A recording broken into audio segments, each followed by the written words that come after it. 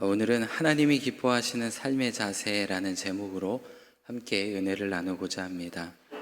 먼저 오늘 우리가 읽은 이 여호수아 19장은 가나안 정복 이후 땅을 분배하는 과정의 마지막 부분입니다.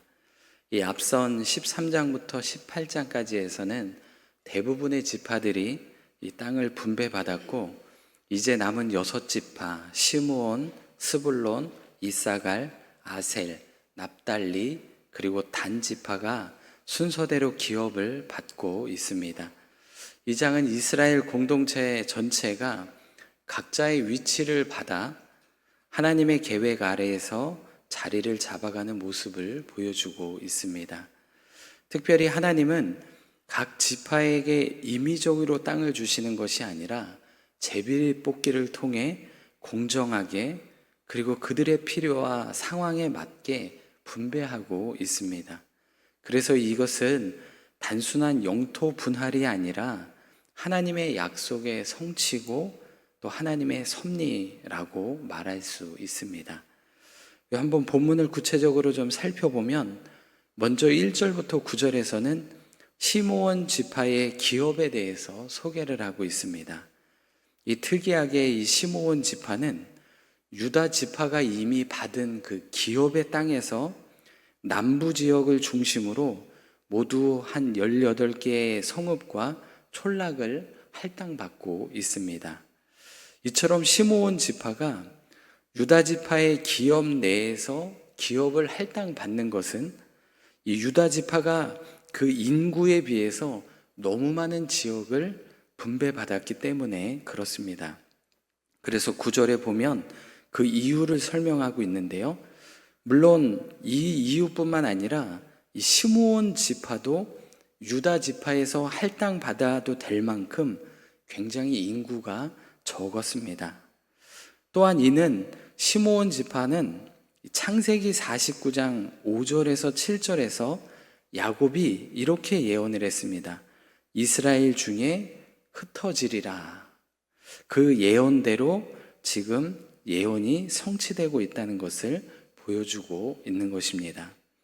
또 이어지는 10절부터 39절에서는 스불론 지파, 이사갈 지파, 아셀 지파, 납달리 지파가 갈릴리 북부 지역에 위치한 기업을 소개받고 있습니다.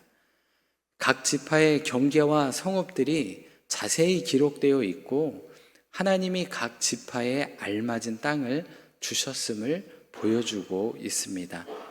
그리고 40절부터 48절에서는 마지막으로 단지파의 기업을 소개해주고 있습니다. 이 단지파는 가나안 중앙지대의 기업을 받습니다. 하지만 이 단지파가 차지한 땅은 단지파 전체 인원이 들어가 살기에는 너무 좁은 땅이었습니다. 그리고 더 큰 문제는 그들이 분배받은 그 성읍에는 아모리 족속 원주민들이 살고 있었고, 더 큰 문제는 블레셋 원주민이 함께 거주하고 있었다는 것입니다. 그래서 이들은 단지파를 계속해서 괴롭히게 되었죠. 그래서 단지파는 가나안 북쪽에 있는 레센이라는 땅을 정복해 새로운 땅을 차지하게 됩니다. 그리고 그곳 이름을 47절에 단이라고 이름을 바꾸게 되죠.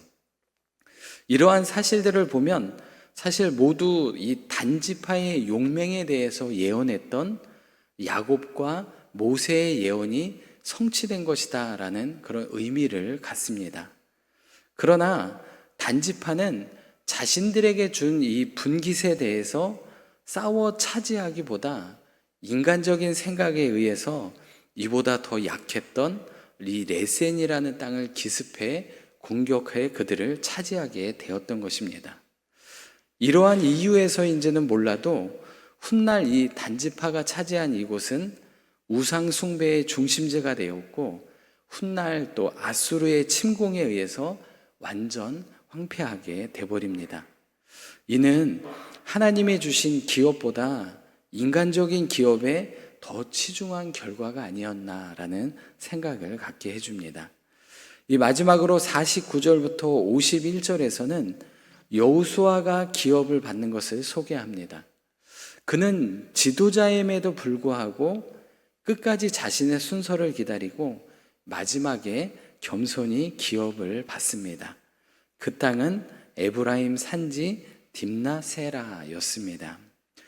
이렇게 여호수아 19장은 각 지파가 제비를 통해 기업을 받는 이야기지만 이것은 하나님의 약속의 성취였고 하나님의 계획 아래 질서 있게 세워지는 그런 과정을 보여준 것입니다. 어떤 지파는 넓은 땅을, 어떤 지파는 다른 지파 안에 땅을 얻기도 했지만 그 자리 모두 하나님의 뜻 안에서 가장 적절한 자리였던 것이죠. 우리 삶도 마찬가지인 것 같습니다. 때로는 내가 서 있는 자리가 작아 보이고 또 초라해 보일 때도 있으나 하나님이 주신 자리라면 그곳에서 열매를 맺을 때 진정한 복을 누릴 수 있다는 것입니다.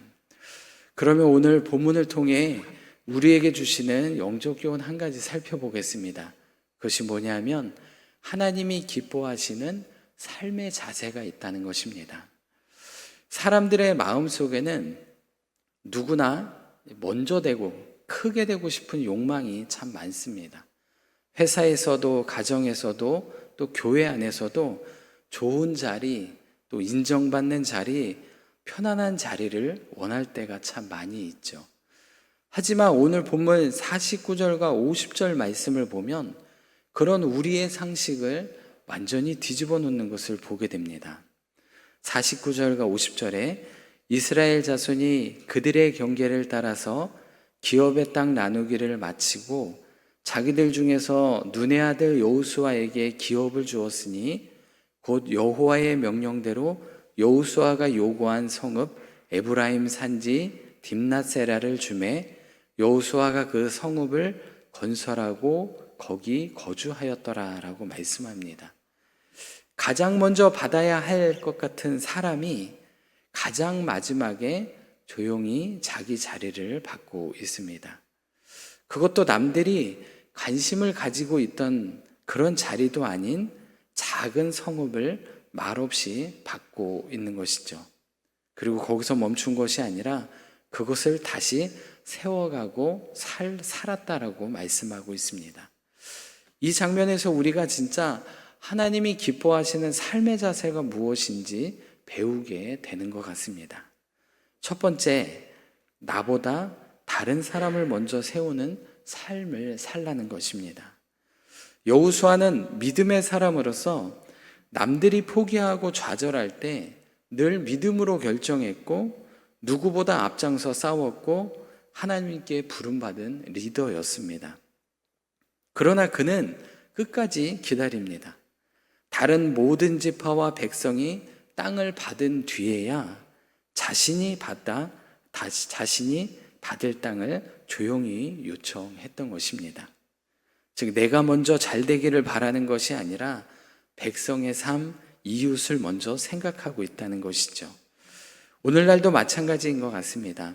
교회에서도 가정에서도 또 직장에서도 내가 앞서려고 하면 늘 다툼이 생기게 됩니다. 그러나 내가 조금 손해보더라도 남을 먼저 세우는 마음, 그것이 진짜 하나님의 백성에 대한 그런 삶의 태도라는 것이죠.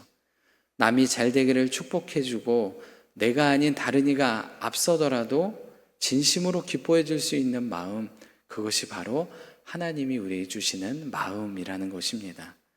세상은 경쟁을 부추기고요, 내가 살아야 남이 산다라고 말하기도 합니다. 하지만 하나님의 나라는 내가 양보할 때 모두가 사는 길을 보여주죠. 예수님도 하늘의 영광을 내려놓고 가장 낮은 자리로 오셔서 우리를 높여주셨습니다. 이처럼 남을 세우는 삶은 손해보는 삶이 아니라 하나님의 복을 준비하는 삶입니다. 우리 삶에서 이런 태도를 가지고 살아간다면 하나님은 그런 삶을 기뻐하시고 가장 좋은 자리로 우리를 인도해 주실 것입니다. 이 두 번째는 작고 평범한 것을 기쁨으로 받아들이는 삶의 자세라는 것입니다. 이 여호수아는 딥나세라라는 성읍을 기업으로 받았습니다. 이곳은 성경에서 그렇게 중요하게 여기는 지역이 아니었습니다. 또 비중 없는 작은 땅이었죠. 하지만 여호수아는 이 땅을 기꺼이 받아 그곳에서 살아갔습니다. 이도 우리의 삶에 마찬가지인 것 같습니다. 크게 인정받는 자리가 아닐지라도 우리의 삶에 작은 사명의 자리에서 묵묵히 주어진 몫을 감당하는 것, 바로 그것이 복된 삶이라는 것입니다. 우리가 지금 서 있는 곳이 우리가 원하는 곳이 아닐 수도 있습니다. 하지만 하나님이 주신 자리라면 그곳이 바로 은혜의 땅이고 기업의 땅이라는 것입니다. 그래서 우리는 그것을 받아 누리고 그것이 별로 중요하게 느껴지지 않을지라도 하나님이 주신 곳이라면 감사히 받는 그런 자세를 갖는 것이 필요합니다. 세 번째는 무너진 곳을 다시 세우는 삶입니다. 이 여호수아는 자신이 받은 이 딥나세라라는 곳을 그냥 받고 멈춘 것이 아니라 건설하고 그곳에서 거주하였다라고 말하고 있습니다. 즉 그는 주어진 자리를 다시 일구고 회복시키고 살만한 곳으로 만들었다는 것이죠. 우리의 삶에도 무너진 곳이 참 많을 것입니다. 지친 가정, 삐걱대는 관계, 식어진 신앙, 반복되는 실수 등 그런 무너진 자리를 피하지 말고 여호수아처럼 다시 세우는 사람이 되시기 바랍니다. 말 한마디로, 따뜻한 관심으로, 또 작은 기도와 헌신으로 하나님은 무너진 것들을 다시 살려내기를 원하십니다. 바로 그런 삶의 자세를 가지고 삶을 살아가시는 저와 성도님들이 되셨으면 좋겠습니다. 사람들은 위의 자리에서 축복이 온다고 생각하지만 하나님은 낮은 자리, 양보한 자리, 조용한 자리에 더 큰 복을 준비해 주십니다. 여호수아는 맨 마지막에 땅을 받았지만 하나님이 보시기엔 가장 복된 자리고 가장 큰 축복의 사람이 되었습니다. 우리도 그런 마음으로 살아가시기를 바랍니다. 항상 먼저 양보하시고 작고 무명의 자리라도 기뻐하시며 무너진 곳을 다시 세워가시는 그런 삶이 되시기를 바랍니다. 그러면 반드시 하나님은 그 사람을 높이시고 기억하시고 사용해 주실 것입니다. 기도하겠습니다. 사랑의 하나님, 오늘 말씀에 여호수아가 가장 마지막에 땅을 받으며 묵묵히 하나님의 뜻을 따랐듯이 저희도 그런 믿음의 사람이 되기를 소원합니다. 작고 평범한 자리라도 하나님이 주신 몫으로 알고 감사하게 하시고 무너진 삶의 자리에서도 다시 세우는 사람이 되게 하여 주옵소서. 예수님처럼 낮아지고 섬기는 삶을 살게 하여 주옵소서. 감사드리며 우리를 사랑하시는 예수님의 이름으로 기도드립니다. 아멘.